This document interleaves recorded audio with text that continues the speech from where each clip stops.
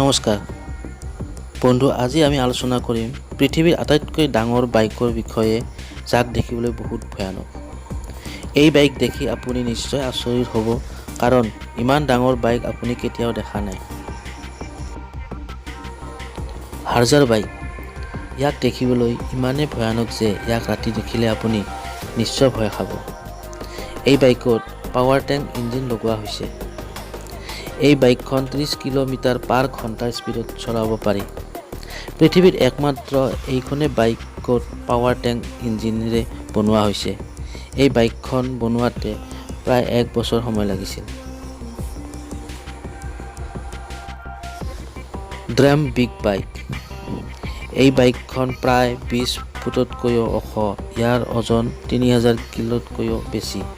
পৃথিৱীৰ আটাইতকৈ ডাঙৰ বাইক বনোৱাৰ কাৰণে এইজন মানুহে দিন-ৰাত কষ্ট কৰি নিজৰ 2 কোটি টকা খৰচ কৰি এই বাইকখন তেখেতে বনাইছিল।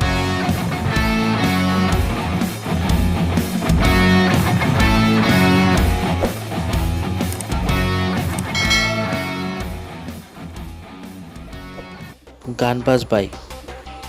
এই বাইকখন ডিজাইন পুৰণা বাইকৰ নিচিনা, কিন্তু যেতিয়া আপুনি ইয়াক ওচৰৰ পৰা চাব, তেতিয়া এই বাইকখন এটা ৰাক্ষসৰ নিচিনা দেখা পাব। এই বাইকৰ ভিতৰত 2টা চিলিণ্ডাৰ লগোৱা আছে।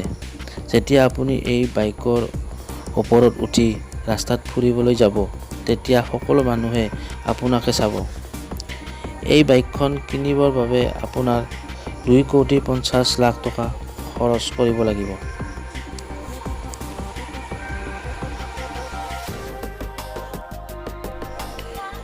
Big toy bike. এই বাইকখন দেখিয়ে আপুনি বুজিব পাৰিছে, এইখনে পৃথিৱীৰ ভিতৰত আটাইতকৈ ডাঙৰ বাইক, যাৰ নাম ৱৰ্ল্ড ৰেকৰ্ডতো আছে।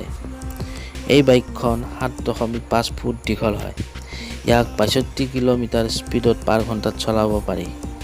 যদি ইয়াৰ ওজনৰ কথা কওঁ, ইয়াৰ ওজন 3600 মোনতকৈও বেছি হ'ব। Cylinder bike. এই বাইকৰ ইঞ্জিন পৃথিৱীৰ ভিতৰতে আচৰিত ইঞ্জিন, যাক চিমন বাইকে বনাইছে। ইয়াক বনাওঁতে 3 বছৰ লাগিছিল। এইজন মানুহে এই বাইকখন আন বাইকতকৈ বহুত বেলেগ বনাব বিচাৰিছিল, আৰু তেখেতে বনাই দেখুৱাইছেও। বন্ধু, ভিডিঅ'টো কেনেকুৱা লাগিল আৰু আপোনাৰ কোনখন গাড়ী আটাইতকৈ ভাল লাগিল কমেণ্ট কৰি জনাব, আৰু চেনেলটো ছাবস্ক্ৰাইব কৰিবলৈ নাপাহৰিব। ধন্যবাদ।